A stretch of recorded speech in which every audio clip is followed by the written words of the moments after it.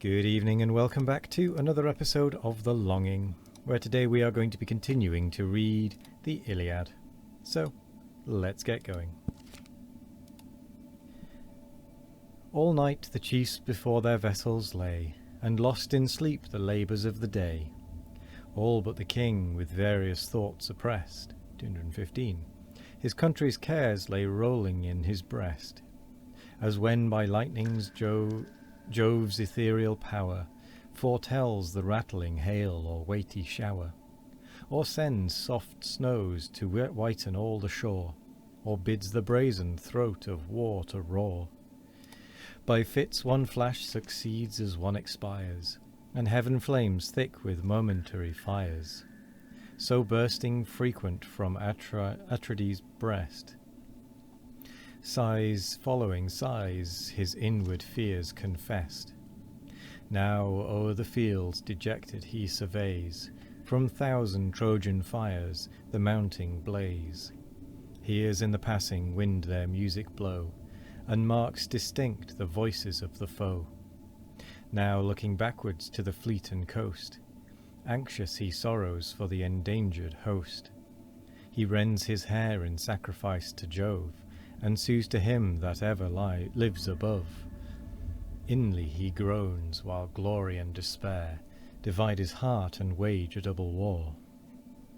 1,000 cares his labouring breast resolves, to seek sage Nestor now the chief resolves, with him in wholesome counsels to debate what yet remains to save the afflicted state. He rose, and first he cast his mantle round, next on his feet the shining sandals bound.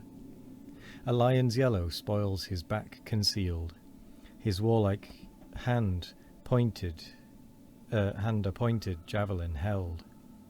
Meanwhile his brother pressed with equal woes, alike denied the gifts of soft repose.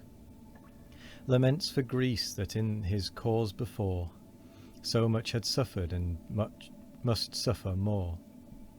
A leopard's spotted hide his shoulders spread, a brazen helmet glittered on his head. Thus, with the javelin in his hand, he went to wake Atrides in the royal tent. Already waked Atrides he descried, his armour buckling at his vessel's side. Joyful they met, the Spartan thus begun. Why puts my brother his bright armour on? Sends he some spy amidst these silent hours, to try yon camp and watch the Trojan powers? But say, what hero shall sustain that task? Such bold exploits uncommon courage ask. Guideless, alone through night's dark shade to go, and midst a hostile camp explore the foe. To whom the king in such distress we stand, no vulgar counsel our affairs demand. Greece to preserve is now no easy part, but asks high wisdom, deep design and art. For Jove averse our humble prayer denies, and bows his head to Hector's sacrifice. What eye has witnessed or what ear believed, in one great day by one great arm achieved? Such wondrous deeds as Hector's hand has done, and we beheld the last revolving sun. What honours the beloved of Jove adorn, sprung from no god and of no goddess born. Excuse me. Yet such his acts as Greeks unborn shall tell, and curse the battle where their fathers fell. Now speed thy hasty course along the fleet, there call great Ajax and the prince of Crete. Ourself to hoary Nestor will repair, to keep the guards on duty be his care. For Nestor's influence best that quarter guides, whose son with Merion o'er what the watch presides. To whom the Spartan these thy orders borne, say, shall I stay or with dispatch return? There shall thou stay, the king of men replied, else may we miss to meet without a guide.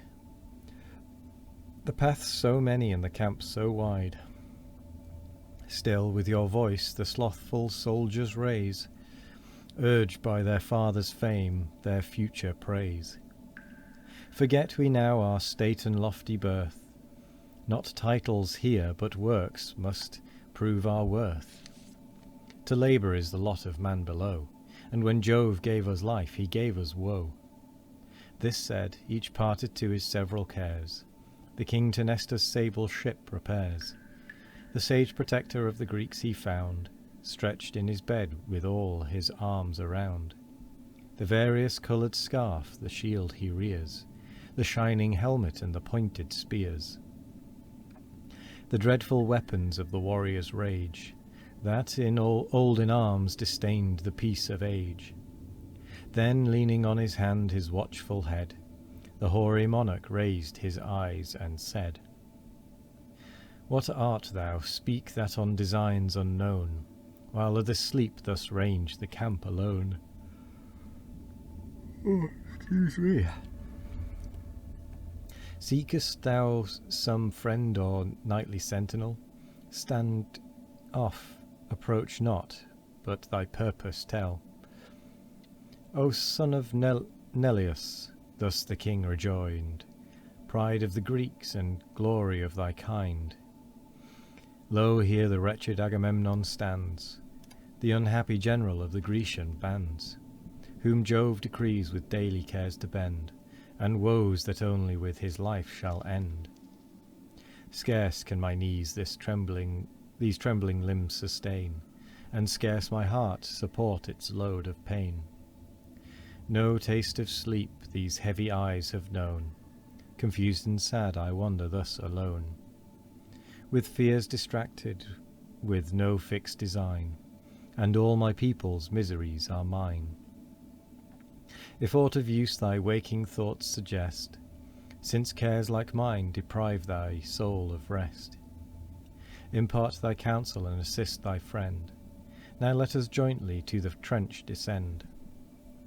At every gate the fainting guard excite, tired with the toils of day and watch of night. Else may the sudden foe our works invade, so near and favoured by the gloomy shade. To him thus Nestor trust the powers above, nor think proud Hector's hopes confirmed from Jove.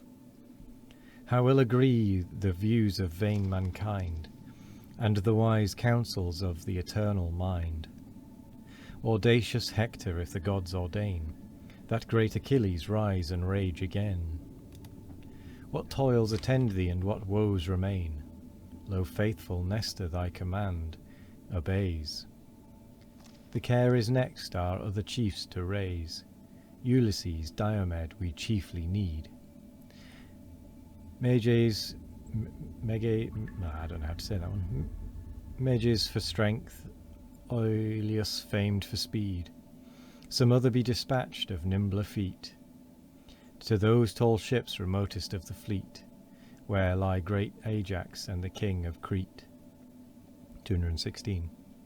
To rouse the Spartan I myself decree, dear as he is to us, and dear to thee. Yet must I tax his sloth that claims no share, with his great brother in his martial care.